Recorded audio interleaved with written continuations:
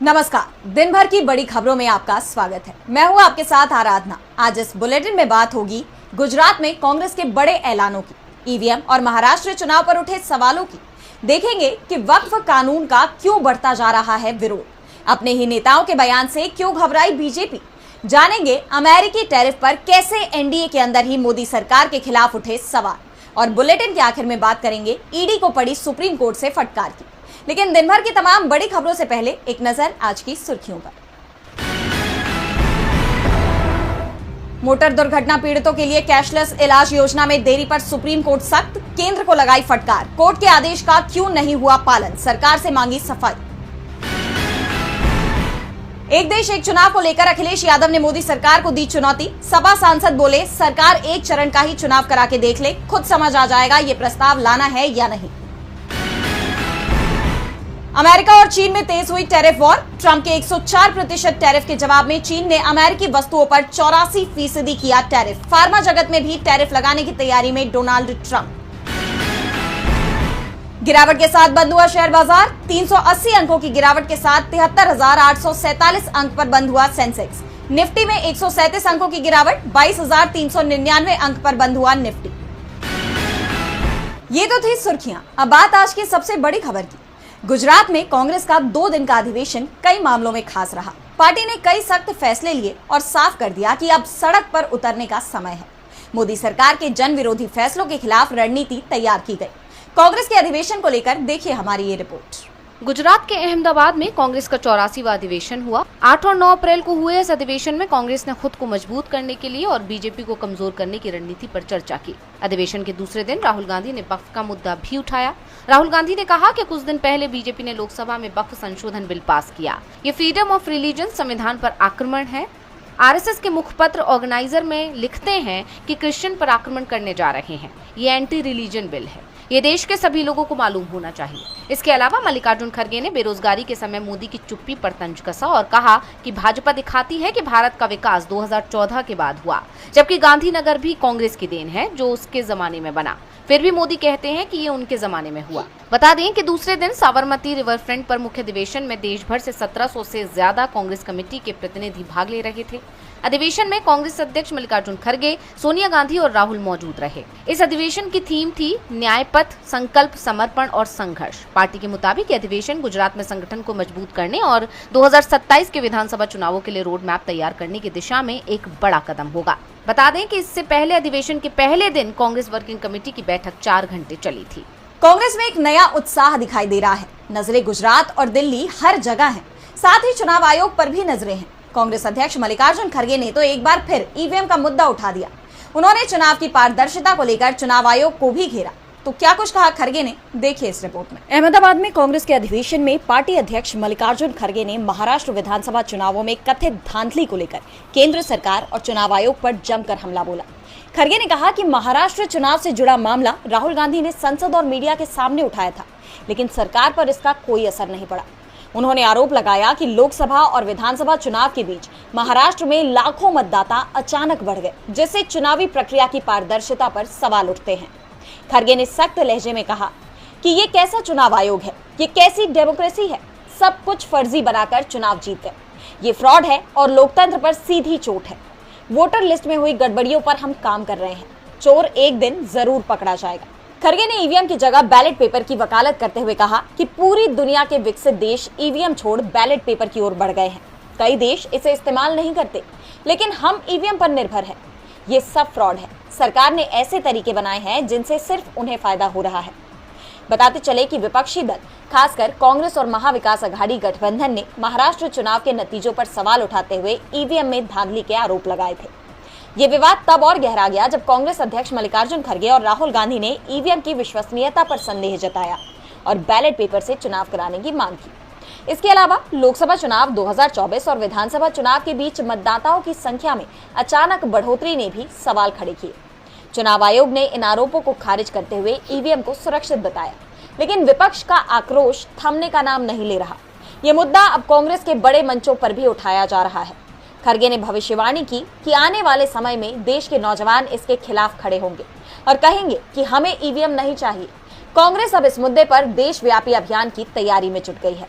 EVM का मुद्दा शांत नहीं पड़ रहा है। सवाल ये उठ रहे हैं कि जब दुनिया भर के देश ईवीएम को सुरक्षित नहीं मान रहे, तो भारत में हो रहे चुनाव पर कैसे भरोसा हो। ईवीएम का लगातार विरोध हो रहा है, तो वक्फ कानून का भी विरोध हो रहा है।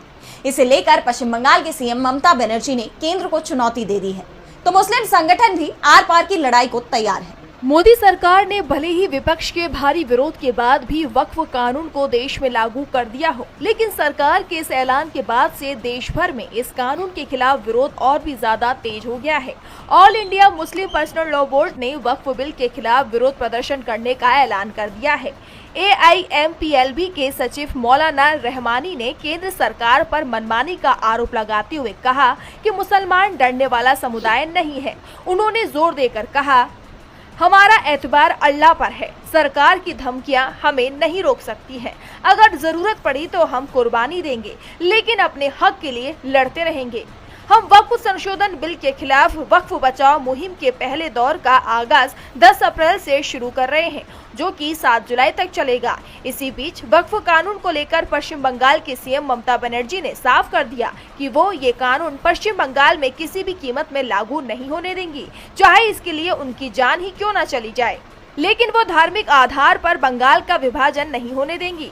बता दें कि पश्चिम बंगाल में मुर्शिदाबाद में वक्फ कानून के विरोध करने के दौरान हिंसा हो गई थी, जिसमें प्रदर्शनकारी पुलिस के बीच झड़प हो गई और हिंसा के बाद इलाके में अब धारा 144 लागू कर दी गई है। साथ ही इंटरनेट सेवाएं भी बंद कर दी गई है। वहीं जम्मू कश्मीर विधानसभा में भी तीसरे दिन भी इस कानून को लेकर विरोध इतना ज्यादा बढ़ गया कि विधानसभा के अंदर ही नहीं बल्कि बाहर भी विधायकों के बीच झड़प हो गई, जिसके बाद सदन की कार्यवाही को स्थगित कर दिया गया। ऐसे में वक्फ कानून ने मोदी सरकार को टेंशन में डाल दिया है। वक्फ कानून पर टकराव तेज हो गया है, तो बीजेपी के अंदर भी कई मुद्दों को लेकर टकराव चल रहा है। अब पार्टी हाईकमान की तरफ से इसे लेकर सख्त निर्देश अपने नेताओं को दिए गए हैं। तो क्या है पूरा मामला, जानने के लिए देखिए ये रिपोर्ट। बीजेपी ने अपने नेताओं को सख्त निर्देश दिए हैं, जिसमें कहा गया है कि संविधान, आरक्षण और दलितों के मुद्दों के साथ ही संवेदनशील मामलों में सिर्फ वो ही बोलें जो पार्टी हाईकमान की राय हो। ऐसा कोई भी बयान ना दिया जाए जिससे पार्टी को नुकसान उठाना पड़े।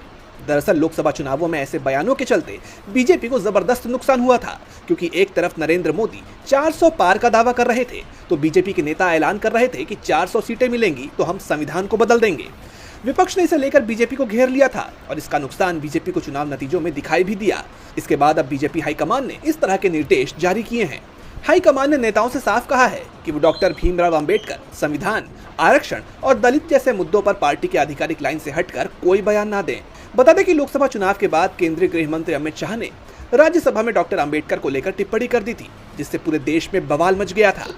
विपक्षी दलों ने बीजेपी पर संविधान और दलित विरोधी होने का आरोप भी लगाया था, जिसके चलते बीजेपी गहरे संकट में फंस गई थी।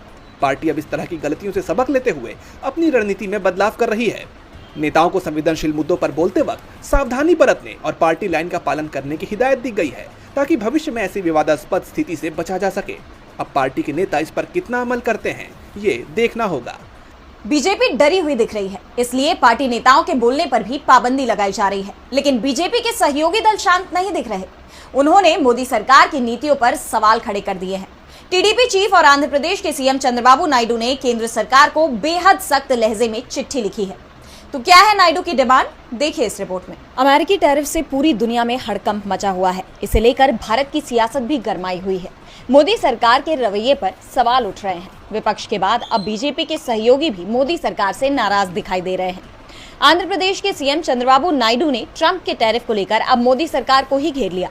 उन्होंने सरकार को चेतावनी देते हुए कहा कि अगर अमेरिका को जवाब नहीं दिया गया तो इसका जबरदस्त नुकसान उठाना पड़ेगा। नायडू ने इसे लेकर केंद्र सरकार को चिट्ठी लिखी है, जिसमें उन्होंने कहा है कि झींगा मछली जैसे उत्पादों पर अमेरिका ने टैरिफ लगाया है, जिससे हजारों लोग प्रभावित हो रहे हैं। जब जलीय किसान गहरे संकट में हैं, तब केंद्र सरकार को उनके साथ खड़ा होना चाहिए।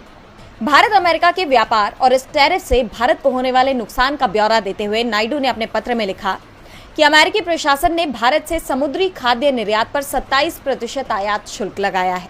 अमेरिका इक्वाडोर जैसे निर्यातकों पर केवल 10% का शुल्क लगा रहा है, जो अप्रत्यक्ष रूप से भारत को नुकसान पहुंचाता है। भारत इक्वाडोर की तुलना में 20% शुल्क अंतर का सामना कर रहा है। बता दें कि सिर्फ नायडू ही नहीं, बल्कि आरबीआई की गवर्नर संजय मल्होत्रा ने भी इस पर चिंता जाहिर करते हुए कहा कि टैरिफ से देश के निर्यात पर असर पड़ेगा। अब इस पर सरकार क्या प्रतिक्रिया देती है, ये देखने वाली बात होगी। चंद्रबाबू नायडू ने अमेरिका के टैरिफ का जवाब नहीं देने पर मोदी सरकार को घेरा, तो एनडीए के दूसरे सहयोगी एलजेपीआर ने भी बीजेपी की नीतियों पर सवाल उठाए हैं। चिराग पासवान केंद्र में मंत्री हैं और उन्होंने साफ कर दिया है कि वो बीजेपी के एजेंडे के साथ नहीं है। तो क्या कुछ कहा चिराग ने, देखिए इस रिपोर्ट में। बिहार में सियासी घमासान तेज होता जा रहा है। एनडीए गठबंधन में दरार बढ़ती दिख रही है। पहले से ही जेडीयू और बीजेपी में तनातनी की खबरें सामने आ रही हैं और अब चिराग पासवान ने भी बीजेपी का साथ छोड़ दिया है। उन्होंने साफ कहा है कि वो बीजेपी के हिंदुत्व के एजेंडे के साथ नहीं है। केंद्रीय मंत्री ने तो यहाँ तक कहा कि धर्म और राजनीति को अलग रखना चाहिए ताकि देश के असल मुद्दों पर बहस हो सके और उन पर ध्यान दिया जा सके। चिराग पासवान के इस बयान ने एनडीए गठबंधन को लेकर कई सवाल खड़े कर दिए हैं, क्योंकि बीजेपी की पूरी राजनीति फिलहाल हिंदुत्व के इर्द गिर्द ही दिखाई दे रही है। चाहे वो राम मंदिर का मुद्दा हो या फिर कोई और मुद्दा, बीजेपी नेता खुलकर हिंदुत्व का समर्थन करते हैं। हिंदुत्व को लेकर खुद पीएम मोदी के बयान समुदाय विशेष को टारगेट करते हुए दिखाई दिए हैं। ऐसे में अब चिराग पासवान ने खुद को इससे अलग बताया है। उनके रुख को देखते हुए जब केंद्रीय मंत्री से पूछा गया कि बीजेपी हिंदुत्व पर जो चर्चा करती है उस पर चर्चा नहीं करनी चाहिए, इस पर चिराग ने कहा कि मुझे लगता है कि इस पर चर्चा किसी को नहीं करनी चाहिए। धर्म व्यक्तिगत आस्था का विषय है। मुझे कहाँ जाना है, किस मंदिर या चर्च में जाना है, मुझे ये बताने वाला कोई और कौन होता है। इसके साथ ही उन्होंने जोर देते हुए कहा कि मैं एक ऐसी व्यवस्था चाहता हूँ जहाँ पर धार्मिक संगठन राजनीतिक पक्षपात न करें, राजनेता और राजनीतिक दल धर्म की चर्चा न करें।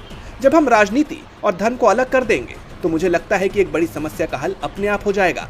चिराग का यह बयान बीजेपी के लिए बड़े झटके के रूप में देखा जा रहा है, क्योंकि राज्य में विधानसभा चुनाव होने जा रहे हैं और उससे पहले एनडीए के सहयोगियों का ये मोहभंग बीजेपी पर भारी पड़ सकता है। और बुलेटिन के आखिर में बात ईडी को पड़ी फटकार की।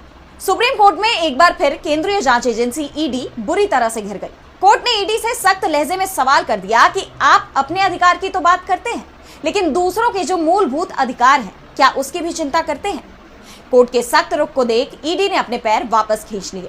तो क्या है पूरा मामला, देखिए इस रिपोर्ट में। बीजेपी शासित राज्य छत्तीसगढ़ में 10 साल पहले एक बड़ा घोटाला सामने आया था। 2015 में जब छत्तीसगढ़ में बीजेपी की सरकार थी और रमन सिंह राज्य के सीएम थे, उस समय नागरिक आपूर्ति निगम में चावल खरीद और उसके वितरण में धांधली की खबरें आई। मामले में जल्दी ही ईडी की एंट्री हो गई और अब ईडी का कहना है कि छत्तीसगढ़ का क्रिमिनल जस्टिस सिस्टम जांच को प्रभावित कर रहा है। बीजेपी शासित राज्य में गवाहों को धमकाया जा रहा है और ईडी पर भी राजनीतिक दबाव बनाने की कोशिश हो रही है। ईडी की मांग है कि इस केस को नई दिल्ली में पीएमएलए के तहत स्पेशल कोर्ट में ट्रांसफर किया जाए। इसके अलावा इस मामले में नए सिरे से ट्रायल भी चलाया जाए। ईडी की तरफ से सुप्रीम कोर्ट में यह भी कहा गया कि मामले में आरोपी पूर्व आईएएस अधिकारी अनिल टुटेजा के कांग्रेस नेता भूपेश बघेल से करीबी संबंध है। सबसे बड़ी बात तो यह है कि भूपेश बघेल इस समय सिर्फ छत्तीसगढ़ के विधायक हैं। कांग्रेस राज्य में विपक्ष में है। ऐसे में ईडी की ये दलील कि उस पर सियासी दबाव है, ये सुप्रीम कोर्ट में नहीं टिक पाई और कोर्ट ने इसे लेकर ईडी को ही जमकर फटकार लगा दी। सुप्रीम कोर्ट ने कहा कि अगर ईडी के पास मूल अधिकार हैं, तो फिर ऐसे ही राइट्स आम जनता के भी हैं। आर्टिकल 32 के तहत तभी अर्जी दाखिल हो सकती है जब मूल अधिकारों का उल्लंघन हुआ हो। यह हैरानी की बात है कि ईडी जैसी एजेंसी ने सरकार की एजेंसियों के खिलाफ ही अर्जी दाखिल की है। सबसे बड़ी बात तो यह है कि इस बार ईडी की अर्जी राज्य की बीजेपी सरकार के खिलाफ थी, लेकिन कोर्ट के सख्त रुख को देखते हुए ईडी ने अपनी याचिका को वापस ले लिया, क्योंकि ईडी की कोशिश आरोपी को सिर्फ परेशान करने की दिखाई दे रही थी। तो आज इस बुलेटिन में इतना ही। आप देखते रहिए डीबी लाइव। नमस्कार।